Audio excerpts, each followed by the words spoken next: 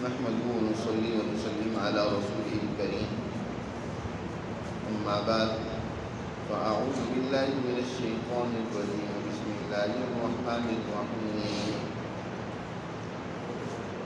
ألف لام را كتاب أنزلناه إليك لتخرج الناس من الظلمات إلى النور بإذن ربهم إلى صراط العزيز الحميد الله الذي له ما في السماوات وما في الأرض وويل للكافرين من عذاب شديد الذين يستحبون الحياة الدنيا على الآخرة ويصدون عن سبيل الله ويبغونها عوجا أولئك في ضلال بعيد وما أرسلنا من رسول إلا بلسان قومه ليبين لهم فيضل الله من يشاء ويهدي من يشاء وهو العزيز الحكيم ولقد أرسلنا موسى بآياتنا أن أخرج قومك من الظلمات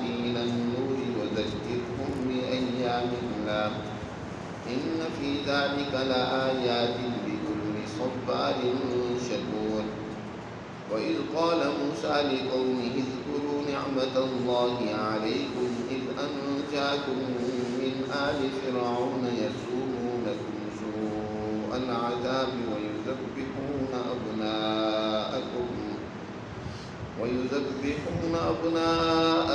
ويستحيون نساءكم وفي ذلكم بلاء من ربكم عظيم صدق اللہ العظیم۔ یہ سورہ ابراہیم ہے، اس کا آغاز بھی حروف مقطعات میں سے الف لام را سے ہو رہا ہے۔ ان صورتوں کو جن کا آغاز الف لام را یا الف لام میم را سے ہو رہا ہے ان کو لوامیر کہا جاتا ہے۔ حروف مقطعات کے بھی معانی ہیں، لیکن عام لوگ ان کی معانی اور ان کی حقیقت سے واقف نہیں۔ راسخ فی العلم، جو علم میں رسوخ رکھتے ہیں، قرآنی علوم میں رسوخ رکھتے ہیں، وہ ان کے معانی کو جانتے ہیں۔ چنانچہ حضرت الامام شاہ ولی اللہ رحمۃ اللہ علیہ ان حروف کی معانی یہ بیان فرماتے ہیں کہ الف در حقیقت اللہ کے اس نور اور تجلی پر دلالت کرتا ہے جو عالم بالا اور عالم غیب میں ہے، اور پھر وہی تجلی اور نور جب دنیا میں اللہ نے اپنی کلام مقدس کی صورت میں نازل کیا وہ متعین ہوتی، وہاں متعین نہیں، لام تعین پر دلالت کرتا ہے کہ وہ نور قرآن کی صورت میں متعین ہو کر دنیا میں اس کا نزول ہوا، اور را تکرار پر دلالت کرتا ہے کہ یہ نور، یہ اللہ کی تجلی ہر دور میں انسانیت کی رہنمائی کے لیے اترتی رہی۔ حضرت موسیٰ علیہ السلام پر بھی اتری، حضرت عیسیٰ علیہ السلام پر، اور اب جناب رسول اللہ صلی اللہ علیہ وسلم پر انسانیت کی رہنمائی کے لیے یہ اللہ کا نور قرآن کی صورت میں آیا ہے۔ اس لیے آگے اسی نور کے بیان سے ہی اس سورہ مبارکہ کا آغاز ہوتا ہے۔ کتاب انزلناہ الیک لتخرج الناس من الظلمات الی النور بإذن ربهم۔ یہ سورت نبی کریم صلی اللہ علیہ وسلم پر مکی دور میں نازل ہوئی ہے، اور مکی دور کے بھی اس دور میں جب قریش مکہ کفار حضور صلی اللہ علیہ وسلم سے بھرپور مزاحمت کر رہے ہیں، آپ کی دعوت کو قبول کرنے کے لیے تیار نہیں، بلکہ آپ صلی اللہ علیہ وسلم کا بھرپور مقابلہ کر رہے ہیں، آپ کو اور آپ کے ساتھیوں کو وہ اذیتیں اور تکلیفیں پہنچا رہے ہیں، تشدد پر اترے ہوئے۔ اس دور میں اللہ نے اس سورہ مبارکہ کو نازل کر کے حضور صلی اللہ علیہ وسلم سے حکم فرمایا کہ ہم نے یہ نور، یہ کتاب مبین، یہ کتاب مقدس آپ کی طرف اس لیے نازل کی ہے تاکہ اس وقت جو انسانیت مختلف قسم کی گمراہیوں میں گری ہوئی، مختلف قسم کی ظلمتوں اور تاریکیوں کا شکار ہے، ظلم کی تاریکیوں میں، بد اخلاقیوں کی تاریکیوں میں، اور اسی طرح معاشی تنگ دستی اور غربت اور سیاسی طور پر بدامنی کا شکار ہے۔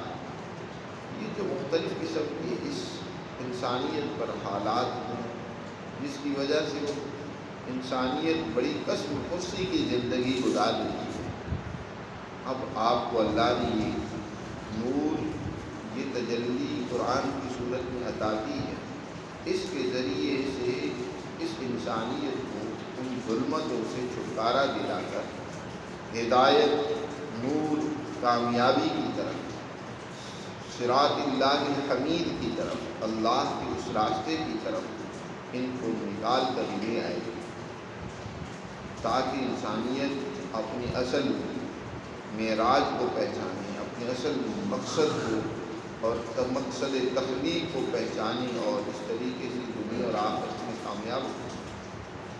اللہ تعالیٰ ارشاد فرماتے ہیں کتاب انزلناہ الیک، کتاب یہ خبر ہے، مبتدا اس کا معذوف ہے، ھذا کتاب، یہ ایک کتاب ہے، ایک دستاویز ہے، یہ سورہ مبارکہ جس کو ہم نے آپ کی طرف نازل کیا ہے، اس لیے لتخرج الناس من الظلمات الى النور، اس لیے تاکہ آپ انسانیت کو نکال کے لے آئے ظلمتوں سے نور کی طرف، بإذن ربهم، اپنے رب کی اجازت اور حکم سے۔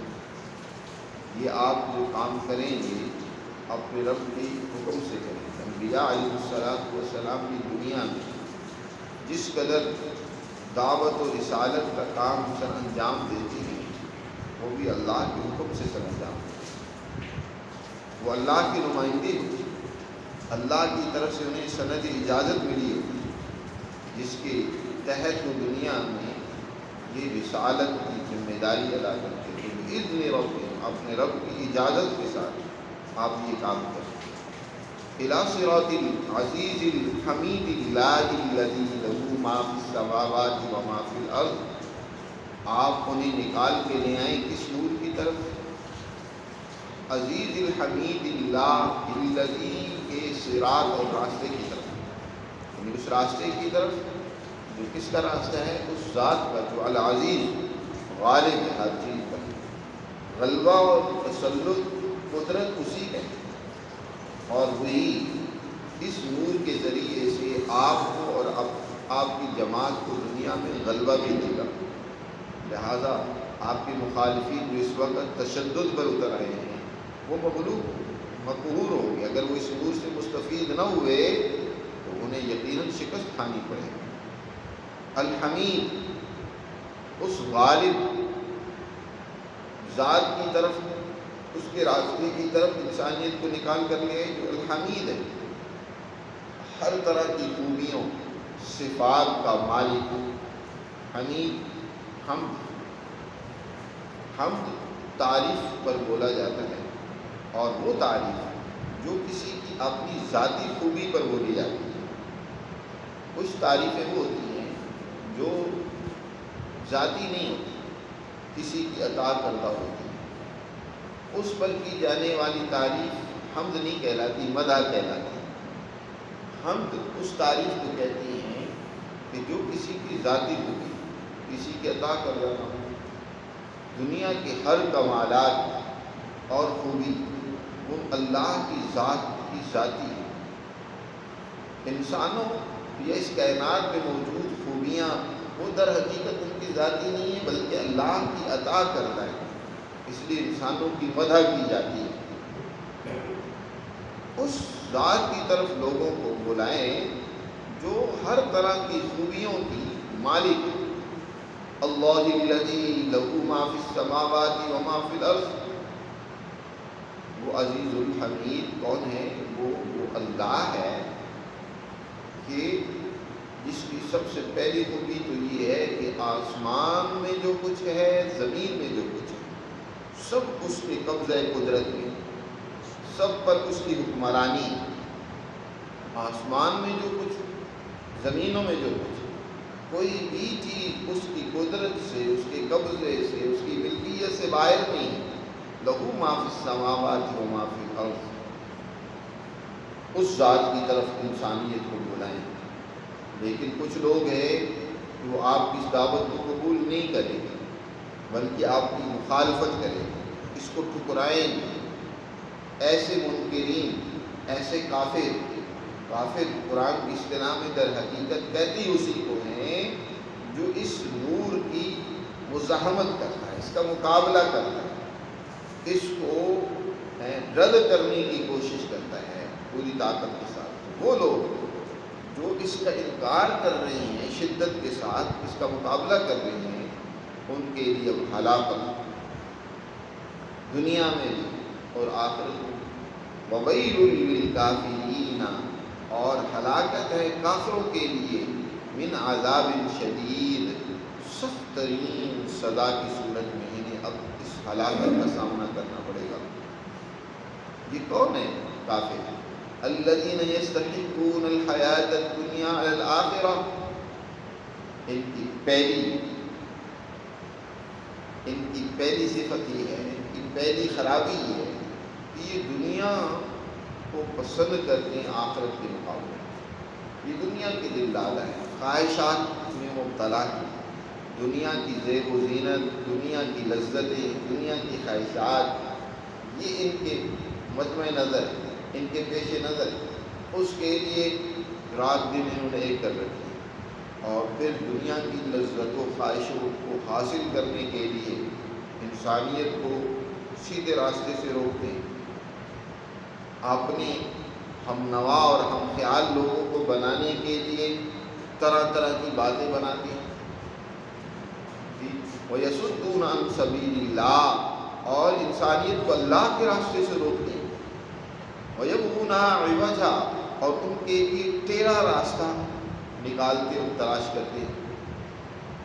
جی، ایسی باتیں کریں گے کہ یہ سیدھے راستے کی طرف انسان نہ چلا جائے، ایسا ماحول بنائیں گے کہ انسانیت کو سیدھا راستہ نظر نہ آئے، بلکہ ٹیڑھے ان جیسے جس راستوں کی طرف یہ بڑھے جا رہے ہیں انہیں کی طرف لے کر جائیں گے۔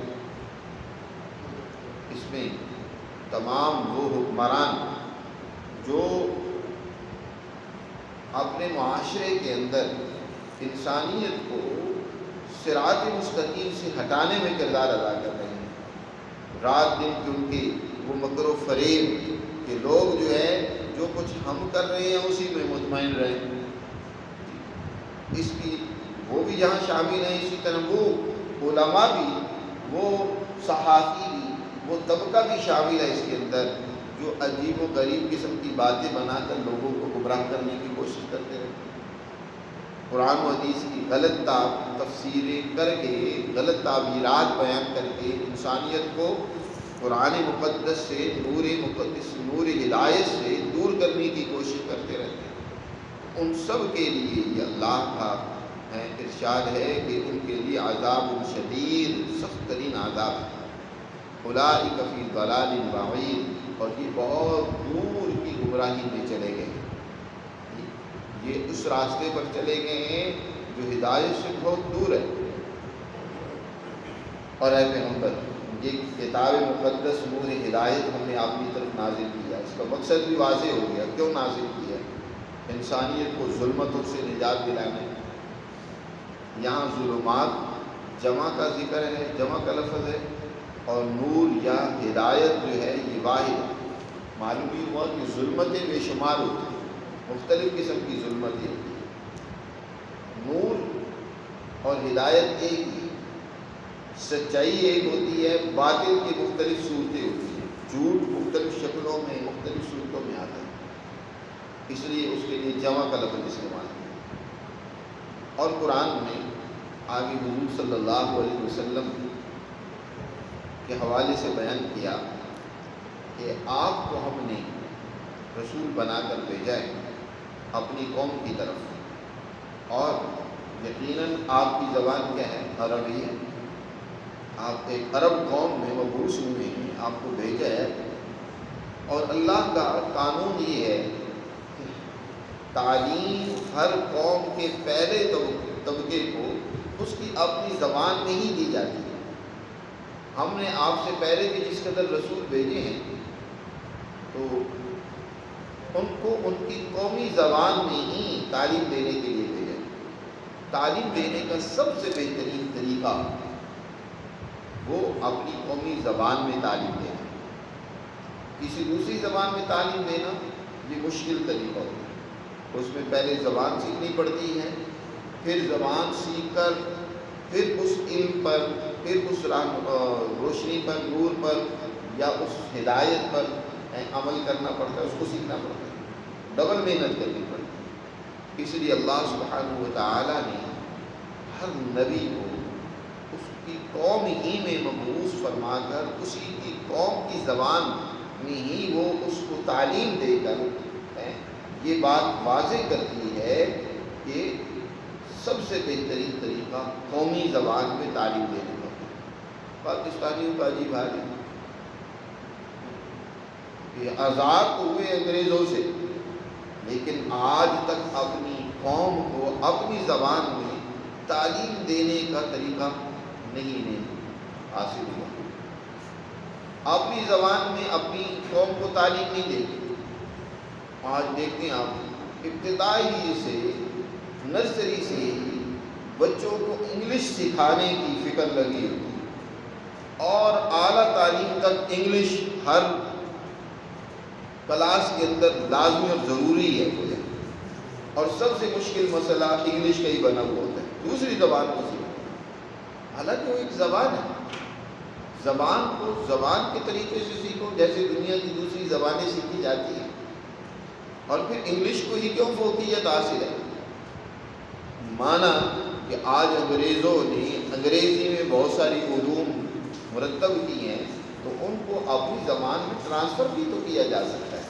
کچھ ماہرین زبان ایسے تیار کیے جائیں کہ جو ان علوم و فنون کو اپنی زبان میں منتقل کرے اور اپنے بچوں کو اپنی زبان کے اندر ان علوم و فنون کو پڑھایا جائے، سکھایا جائے. اس کا سیکھنا آسان ہو جائے گا. قرآن یہ بات سمجھا رہا ہے کہ اپنی قومی زبان کو ترجیح دینی چاہیے ہمیشہ. حضور نبی کریم صلی اللہ علیہ وسلم کی کیونکہ بعثت الی الناس کافۃ تھی، ساری انسانیت کے لیے. آپ کی دو بعثت ہیں. حضرت امام شاہ ولی اللہ رحمۃ اللہ علیہ فرماتے ہیں کہ نبی کریم صلی اللہ علیہ وسلم کی دو بعثتیں. ایک بعثت آپ کی اپنی قوم کی طرف تھی، عرب قوم کی طرف، جس میں پہلے درجے میں آپ صلی اللہ علیہ وسلم نے اپنی قوم کی رہنمائی کی. وہاں قومی انقلاب برپا کیا، وہاں ظالم طاقت و قوتوں کو شکست دی. یہ پہلا درجہ تھا حضور کی بعثت کا. اور پھر دوسری بعثت حضور کی کافۃ للناس تھی، ساری انسانیت کے لیے. اسی طرح آپ کی جتنی بھی تعلیمات ہیں، بہت ساری باتیں آپ صلی اللہ علیہ وسلم نے اپنی قوم کی رہنمائی کے پس منظر میں بیان فرمائی. اس لیے بعض لوگوں کو حضور کے ارشادات سمجھنے میں بڑا مغالطہ ہو جاتا ہے کہ بہت ساری چیزیں حضور نے قومی پس منظر میں بیان فرمائی ہیں، اب وہ بین الاقوامی سطح پر ساری انسانیت کے لیے ان کو تسلیم کر لینا یا مان لینا وہ درست نہیں. اور کچھ باتیں وہ ہیں جو ساری انسانیت کے لیے حضور نے ارشاد فرمائی. اس لیے ان کو سمجھنا اور اس کا پس منظر بھی جاننا یہ صحیح معنوں میں حضور صلی اللہ علیہ وسلم کی سیرت کو جاننے کے مترادف ہے. قرآن نے یہاں یہی بات سمجھائی ہے. فرمایا وما ارسلنا من رسول، اور ہم نے کوئی رسول بھی نہیں بھیجا الا بلسان قومہ، مگر اپنی قوم کی ہی زبان کے ساتھ اس کو بھیجا ہے. اسی کی زبان میں ہم نے وہ علوم بھی اتارے، ہدایت اور کتاب بھی اتاری اسی کی زبان میں. لیبین لہم، تاکہ ان کے سامنے واضح کر دے ہدایت کا راستہ، وہ نور ان کے سامنے کھول کر بیان کر دے. فیضل اللہ من یشاء، جب ایک بات کھل کر سامنے آ گئی اب پھر جس نے ہدایت کو قبول کرنا ہے وہ قبول کر لے، اور جس نے ہدایت سے منہ موڑ کر ضلالت اور گمراہی کے راستے کو اختیار کرنا ہے اپنی مرضی سے ضلالت فمن شاء فلیؤمن ومن شاء فلیکفر، جو چاہے ایمان لانا وہ ایمان لے آئے، جو چاہے کافر بننا کافر بن گئے۔ اب اس کو اختیار ہے، کیونکہ اس پر ایک حقیقت واضح ہو گئی ہے، بات سمجھا دی گئی ہے اسے۔ لیکن گمراہی کا راستہ اسی کو ہی ملے گا جس نے گمراہی کے راستے کے جو اللہ کے قوانین اور اصول ہیں، ہدایت سے منحرف ہونے کے جو اصول ہیں ان کو توڑا، جس نے اپنے دل کو سیاہ کر لیا، جس نے ہدایت کا مقابلہ کیا، تو اللہ اس کو یقیناً گمراہی میں مبتلا کر دیتے ہیں۔ فَيُضِلُّ اللَّهُ مَن يَشَاءُ، بس اللہ گمراہ کر دیتا ہے جسے چاہتا ہے۔ اور کسے اللہ گمراہ کر دیتا ہے؟ اسی کو جو ہدایت سے منہ موڑ کر گمراہی کی طرف رخ کر لیتا ہے۔ اور وَيَهْدِي مَن يَشَاءُ، ہدایت دیتا ہے جسے چاہتا ہے۔ اور کسے ہدایت دیتا ہے؟ دوسری جگہ میں فرمایا وَيَهْدِي إِلَيْهِ مَن يُنِيبُ، اللہ اسے ہدایت دیتا ہے جو اس کی طرف رجوع کرتا ہے۔ اللہ کی طرف جو رجوع کرے گا، جی، جو منیب ہوگا، جو اللہ کی طرف جانا چاہے گا، اس کے نور پر عمل کرنا چاہے گا، تو اللہ اس کے لیے ہدایت کا راستہ کھول دیتے ہیں، آسان کر دیتے ہیں۔ اور جو اس سے منہ موڑتا ہے تو پھر اسے گمراہی ملتی ہے۔ وَهُوَ الْعَزِيزُ الْحَكِيمُ، اور وہ بڑا غالب ہے اور حکمتوں کا مالک ہے۔ وہ عزیز بھی ہے، لہذا وہ مسلمان جماعت کو غلبہ دے گا۔ غالب ہے، غلبہ دے گا اپنی جماعت کو۔ حکیم ہے، وہ اپنی جماعت کو حکمت و دانائی سے کنار کرے گا۔ قرآن مقدس نے یہاں مختلف پہلے انبیاء علیہ السلام کی زندگیوں سے بھی استشہاد کیا ہے۔ اس حوالے سے دو عام باتیں ذکر کی، ایک موسیٰ علیہ السلام کا ہے اور ایک حضرت ابراہیم علیہ السلام کا۔ موسیٰ علیہ السلام کی دعوت سے استشہاد کیا اور فرمایا وَلَقَدْ أَرْسَلْنَا مُوسَىٰ بِآيَاتِنَا، اور ہم نے موسیٰ علیہ السلام کو بھی اپنی آیات دے کر بھیجا۔ یقیناً ہم نے انہیں بھی انسانیت کی رہنمائی کے لیے اسی طرح حکم دے کر بھیجا تھا۔ انہیں فرمایا تھا اخرج قومک من الظلمات الی النور، انہیں بھی حکم دیا تھا کہ آپ اپنی قوم کو ظلمتوں سے نکال کر نور کی طرف بھیجیں۔ اور اس کے لیے جو موسیٰ علیہ السلام کو جو علم دیا گیا تھا، جو طریقہ تربیت و تعلیم دیا گیا تھا، وہ ایام اللہ کے ذریعے سے اپنی قوم کو سمجھانے کا تھا۔ حضرت موسیٰ علیہ السلام کی قوم جو ہے انبیاء کی اولاد ہے، ان کے پاس اپنے پیغمبروں، اپنے آباء و اجداد کی کچھ علوم موجود ہیں، لیکن فرعون کی مسلسل غلامی کے نتیجے میں عمل کی طاقت و قوت ختم ہو گئی ہے۔ بس اب خواہشات رہیں گی، سمجھتے ہیں بشارتیں موجود ہیں کہ مستقبل میں کامیابی ہوگی، لیکن ان بشارتوں کے باوجود راہ راست کو اپنانے کے لیے تیار نہیں، ان کے اندر عمل اور جرت ختم ہو گئی ہے، جی، بزدلی پیدا ہو گئی، فرعون کی غلامی پر ہی قناعت ہو گئی۔ اب وہ واقعات، وہ بشارتیں، وہ علوم ان کی رہنمائی کرنے سے قاصر ہو رہے ہیں۔ تو حضرت موسیٰ علیہ السلام کو اللہ نے حکم دیا کہ ان اخرج قومک من الظلمات الی النور، کہ آپ اپنی قوم کو ظلمتوں سے نکالیں، نور کی طرف لے جائیں۔ کس کے ذریعے سے؟ وذکرہم بایام اللہ، اور ان کو ایام اللہ کے ذریعے سے نصیحت کیجیے۔ یہ تذکیر کے تین طریقے ہوتے ہیں، سمجھانے کے، نصیحت کرنے کے، یہ تین طریقے بہت مؤثر ہوتے ہیں۔ ایک طریقہ تو یہ ہے تذکیر بھی ایام اللہ، جس کا یہاں ذکر کیا۔ ایام اللہ کہتے ہیں کہ قوم کے اندر ایسے اہم ترین واقعات جو بہت بڑی اہمیت رکھتے ہیں، ان واقعات کو جب کوئی قوم یاد کرے تو اس کے اندر ایک تنبیہ اور فکر لاحق ہو جائے کہ اتنا بڑا واقعہ اور حادثہ پیش آیا۔ جیسے مسلمان جماعت، ان کے لیے جو اہم ترین واقعات میں سے تھے، ایک ہجرت کا واقعہ ہے کہ کس طریقے سے مسلمان جماعت نے اپنے وطن کو، اپنے مال و دولت کو، اپنے عزیز و اقارب کو اللہ کی دین کی خاطر خیر آباد کہہ دیا۔ اس لیے ہجرت انتہائی اہم اور بڑا واقعہ تھا۔ کامیاب جماعت کی کامیابی کا ایک بہت بڑا سنگ میل تھا. اسی وجہ سے حضور صلی اللہ علیہ وسلم نے سنا اور تاریخ کی بنیاد اسی ہجرت سے رکھی ہے. اسلامی سنا کی بنیاد اسی ہجرت سے رکھی، اس عام ترین واقعے سے. اسی طرح بدر کا معرکہ ہے، کافر قوم کی ذلت، شکست اور ناکامی کے لیے بہت بڑا اہم واقعہ ہے. ایام اللہ ہے، بہت بڑا واقعہ ہے، اور آج تک یاد رکھا جاتا ہے کہ کس طریقے سے ایک ظالم قوم ایک مسلمان جماعت، چھوٹی سی مسلمان جماعت کا مقابلہ کرنے کے لیے میدان میں اترتی ہے، لیکن اللہ مٹھی بھر اس مسلمان جماعت کو ایسی فتح اور ایسی کامیابی عطا کرتے ہیں کہ ظالم شکست کھاتا ہے، ناکام ہوتا ہے. بڑے بڑے وہ سردار اور چودھری اور وڈیرے جو اس جماعت کو کچھ اہمیت نہیں دے رہے تھے، مارے جاتے ہیں، کچھ گرفتار ہو جاتے ہیں. یہ ایام اللہ. اس طرح کے واقعات بڑی انتہائی اہمیت رکھتے ہیں. حضرت موسیٰ علیہ السلام کو یہ علم دیا گیا کہ آپ اپنی قوم کو تاریخی واقعات جو قوم میں پیش آئے ہیں ان کے ذریعے سے، یا گزشتہ قوموں میں جو اس طرح کے واقعات عام ترین پیش آئے ہیں ان کے ذریعے سے اپنی قوم کو سمجھیں. ایک ہوتا ہے تذکیر بآلاء اللہ، اللہ کی نعمتوں کو یاد دلا کر انسان کو تنبیہ کرنا، سمجھانا.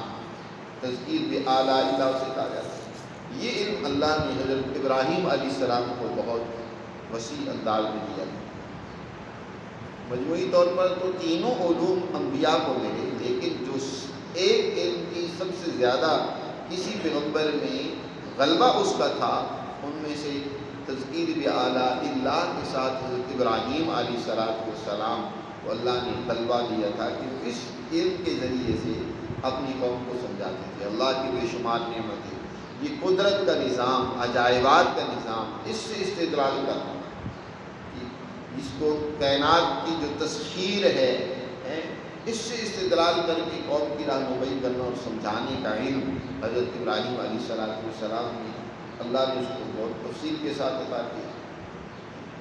اور تیسری ہے تذکیر بالموت و بما بعد الموت، انسان کو جو موت اور موت کے بعد پیش آنے والے واقعات و احوال ہیں ان کے ذریعے سے قوم کی اس غفلت کو، حجاب کو، اس کے حق کو قبول کرنے کے درمیان میں جو حجابات اور رکاوٹیں ہیں ان کو دور کرنے کے لیے اس کی موت اسے یاد دلائی جائے، یا موت کے بعد کے واقعات اس کے سامنے بیان کیے جائیں، ان کو تفصیل کے ساتھ ذریعہ بنایا جائے اس کی غفلت سے اس کو نکالنے کا، ان حجابات اور پردوں کو توڑنے کا جو غفلت کے پردے ہیں دین سے اور اس نور سے دور کرنے کے پردے. چنانچہ یہ علم سب سے زیادہ تفصیل کے ساتھ نبی کریم صلی اللہ علیہ وسلم کو اللہ نے عطا فرمایا. اس لیے آپ صلی اللہ علیہ وسلم نے بڑی تفصیل کے ساتھ موت اور موت کے بعد پیش آنے والے واقعات کو، حالات کو بیان کیا ہے. اس قدر تفصیل سے پہلے کسی پیغمبر نے بیان نہیں کیا. حضرت موسیٰ علیہ السلام سے اللہ نے فرمایا کہ وَذَكِّرْهُمْ بِأَيَّامِ اللَّهِ، کہ آپ اپنی اس قوم کو ایام اللہ کے ذریعے سے نصیحت کیجیے، تذکیر کیجیے، انہیں سمجھائیے. إِنَّ فِي ذَلِكَ لَآيَاتٍ لِكُلِّ صَبَّارٍ شَكُورٍ، بے شک اس میں، ان واقعات میں یقیناً نشانی ہے ایسی قوم کے لیے جو صبر سے اور شکر سے کام لینے والی، جو قوم صبر و استقامت سے کام لے اور جو شکر. صبر کہتے ہیں مصائب اور مشکلات کے باوجود اپنے نظریے اور اپنے مشن پر ڈٹے رہنا، اس کو صبر کہا جاتا ہے. صبر کا مفہوم بھی آج کل لوگوں نے عجیب مان لیا. قرآن صبر جس کو کہتے ہیں اس کو سمجھتے نہیں ہیں، اپنے طور پر صبر کا ایک مفہوم بنا لیا ہے کہ جیسے بھی حالات پیش آئیں نا بس تم کنات کر کے بیٹھے رہو، جی ان سے گھبراؤ نہیں، پریشان نہ ہو. وہ بھی صبر کے ایک معنی ہے. صبر علی البلایا، مصیبتیں تکلیفیں آئیں تو انسان جو ہے وہ گھبراہٹ کا اظہار، پریشانی اور بے چینی کا اظہار نہ کرنے لگ پڑے اور طرح طرح کی غلط باتیں زبان سے نکالنے لگ پڑے یا کوئی غلط عمل کرنے لگ پڑے گھبرا کر، ایسا نہ کرے. لیکن جو اصل صبر کا معنی ہے، جو سب سے پہلے درجے کا صبر ہے، وہ صبر علی الطاعات، کہ انسان اپنے اس نظریے اور عمل پر جیسے بھی حالات پیش آئیں گھبرائیں نہیں، ان پر جمع رہیں۔ مشکل حالات آتے ہیں، حضور صلی اللہ علیہ وسلم اور حضور کی جماعت پر کیا مشکل کم آئی ہے، بڑے کٹھن حالات ہیں۔ سوشل بائیکاٹ کر دیا گیا شیخ ابی طالب میں، اور اس کے علاوہ آپ صلی اللہ علیہ وسلم اور آپ کی جماعت پر کتنی سختیاں کی گئی، کس قدر باندھ کر مارا پیٹا گیا، تپتی دھوپ میں لٹا کر پتھر رکھے گئے ہیں، اور کیا کیا حربے طریقے، لالچ کے، شدت اور سختی کے ہر طریقہ اور حربہ اختیار کیا گیا کہ ان کو اس راستے سے ہٹایا جائے۔ لیکن آپ صلی اللہ علیہ وسلم اور آپ کی جماعت کی ساری زندگی پڑھ لی، مجال ہے کہ کوئی ایک صحابی بھی، حضور کی تو شان بہت اونچی ہے کہ وہ اس راستے سے پیچھے ہٹاؤ، ڈگمگایا ہو۔ یہ ہے صبر۔ تو جو استقامت سے قائم رہنے والی جماعت ہے اس کے لیے اس میں بڑی نشانی ہے۔ اور شکر کہتے ہیں اللہ کی دی ہوئی صلاحیتوں اور استعداد کو درست استعمال کریں۔ اللہ نے انسان کو عقل دی ہے اور اس طرح عمل اور کام کرنے کی صلاحیتیں دی ہیں، تو ان کا صحیح استعمال کریں، غلط استعمال کرنا یہ شکر کے خلاف، یہ کفر کہلاتا ہے، کفران کہلاتا ہے۔ شکر یہ ہے کہ انسان اپنی ان صلاحیتوں کو صحیح استعمال کرے۔ شکر بھی صرف یہ نہیں کہ زبان سے شکر ہے، شکر کی تسبیح پڑھتے رہے، کام وہ کرے جو شیطان چاہتا ہے، وہ شکر نہیں ہے، وہ بھی کفران نہیں آیا۔ شکر کامل یہ ہے کہ اللہ کی دی صلاحیتوں کو صحیح استعمال کرے۔ زبان اللہ نے دی ہے تو اس کا صحیح استعمال ہونا چاہیے، اسی طرح عمل کی جو صلاحیتیں دی ہیں تو عمل صحیح اور ٹھیک کرنا چاہیے۔ تو جو صبار شکور ہیں ان کے لیے اس میں یقیناً بڑی نشانی ہے۔ وَإِذْ قَالَ مُوسیٰ، چنانچہ ایام اللہ سے استدلال کرتے ہوئے حضرت موسیٰ علیہ السلام نے اپنی قوم کو سمجھاتے ہوئے کیا کہا، اس واقعے کو بھی یاد کرو کہ جب کہا موسیٰ نے اپنی قوم سے اذکروا نعمت اللہ علیکم، اللہ کی جو تم پر نعمتیں ہیں ان کو یاد کرو، اللہ نے جو تم پر احسان کیے ہیں اس کو ذرا یاد کرو۔ اذ انجاکم من آل فرعون، دیکھو تو صحیح کہ تمہیں اللہ نے خاندان فرعون سے، قوم فرعون سے نجات عطا فرمائی۔ فرعون کس قدر تمہیں ظلم و زیادتی کا نشانہ بنا رہا تھا۔ یسومونکم سوء العذاب، سخت ترین سزا میں تمہیں اس نے مبتلا کیا ہوا تھا۔ فرعون نے طرح طرح کی عقوبتیں، سزائیں ہیں اور مشکل اور کٹھن کام بنی اسرائیل کے لیے رکھے ہوئے تھے۔ یہ جو بڑے بڑے آج مصر کے جو ہے بڑے بڑے ان کے عجائب گھر بنے ہیں، جو ہیں وہ اس دور کے اندر مصر کے بڑے بڑے عجوبے تیار کیے گئے، وہ کوئی آسانی سے، وہ دور کوئی مشین کا دور تو تھا نہیں، انسانوں سے کام لینے کا دور تھا، اور وہ بھاری کم پتھر پہاڑوں سے توڑنا، ان کو اٹھا کر بلندیوں پر لے جانا، جی یہ کن سے کام لیا جاتا؟ زیادہ تر بنی اسرائیل سے کام لیا جاتا، بڑے مشکل اور کٹھن کام بنی اسرائیل سے کروائے جاتے، اور کوئی مزدوری پوری نہیں کی جاتی تھی، ظلم کیا جاتا تھا، بس اتنا صرف دیا جاتا تھا کہ ان سے دوبارہ کام لیا جا سکے گزر بسر کے لیے۔ جیسے آج بھی وہی فرعون کا نظام ہمارے معاشرے میں بھی قائم ہے کہ مزدور پر اتنا ظلم ہوتا ہے، 12 14 15 گھنٹے کام دیا جاتا ہے اور صرف اتنی اسے مزدوری دی جاتی ہے کہ دوبارہ وہ کام کرنے کے قابل نہیں، خوشحال نہیں اسے ہونے دیتے ہیں، بڑی مشکل سے وہ بیچارہ اپنا گزر بسر کرتا ہے، اپنے بچوں کا پیٹ پال پاتا ہے، اور پھر اسی طرح جانوروں کی طرح کام پہ لگ جاتا ہے، نہ اس کے پاس اپنی تعلیم و تربیت کے لیے کوئی فرصت ہوتی ہے، نہ ہی عزیز و اقارب کے ساتھ ملنے، ان کے ساتھ ان کے مسائل اور میں شریک ہونے کا کوئی اس کے پاس ٹائم ہوتا ہے، بس ہر وقت عید کے دن بھی سستے غلام جو ہیں وہ مزدوری کے لیے مہیا ہیں ان کے پاس، حالات ایسے بنا دیے۔ تو یہی یسومونکم سوء العذاب، سخت ترین عذاب میں وہ مبتلا تمہیں کیے ہوئے تھا۔ وَيُذَبِّحُونَ أَبْنَاءَكُمْ، اور نوجوان نسل کو قتل کرواتا تھا، وَيُذَبِّحُونَ أَبْنَاءَكُمْ وَيَسْتَحْيُونَ نِسَاءَكُمْ، اور عورتوں کو زندہ رکھتا تھا کہ ان کو باندیا بنا کر رکھیں، ان سے کام لے۔ وَفِي ذَلِكُمْ بَلَاءٌ مِّن رَبِّكُمْ عَظِيمٌ، اور ان واقعات میں تمہارے لیے تمہارے رب کی طرف سے بڑی آزمائش تھی، ان ان واقعات کو یاد کرو کہ اللہ نے تمہیں اس سے نجات دی ہے، موسیٰ علیہ السلام کے ذریعے سے، فرعون کے ظلم سے، اس کے نظام سے اللہ نے نجات دی۔ ان واقعات کو یاد کرو، عبرت حاصل کرو، اور اب اللہ نے جو تمہیں ہدایت اور نور دی ہے اس کی رہنمائی میں کام کرو۔ لیکن بنی اسرائیل نے کفران کیا، اس بجائے شکر کرنے کے، صبر سے کام لینے کے، وہ کہنے لگے کہ جعل لنا آلیۃ کما لہم آلیہ، راستے میں بھی نجات ملی ہی ہے فرعون سے، تو راستے میں ایک قوم کو دیکھا بت پرستی کر رہی ہے، تو اسی کو دیکھ کر اسی پر لڈو ہوگی، کہنے لگی موسیٰ علیہ السلام کو ہمارے لیے بھی ایسے ہی کوئی خدا بناؤ جس کی پوجا پاٹ کرے، یہ ایسے ہی ہمارا کوئی خدا ہونا چاہیے۔ اور پھر اس طرح موسیٰ علیہ السلام طور پہاڑ پر جاتے ہیں اللہ سے کلام ہونے کے لیے، تو کسی بچڑے کے خدا بنا کر بیٹھے۔ یہ قوم کے اندر ناشکری تھی، یہ بے صبری تھی، صبر نہیں تھا۔ تو صبر اور شکر والی قوم ہی در حقیقت کامیاب ہوتی ہے، وہی اللہ کی تعلیمات سے پیدا کرتی ہے۔ تو اس طریقے سے اس رکوع میں اللہ سبحانہ و تعالیٰ نے اس نور کی تفصیلات بیان کی ہیں جو انسانیت کو ظلمتوں سے، مشکلات سے، گمراہیوں سے نجات دلاتا ہے۔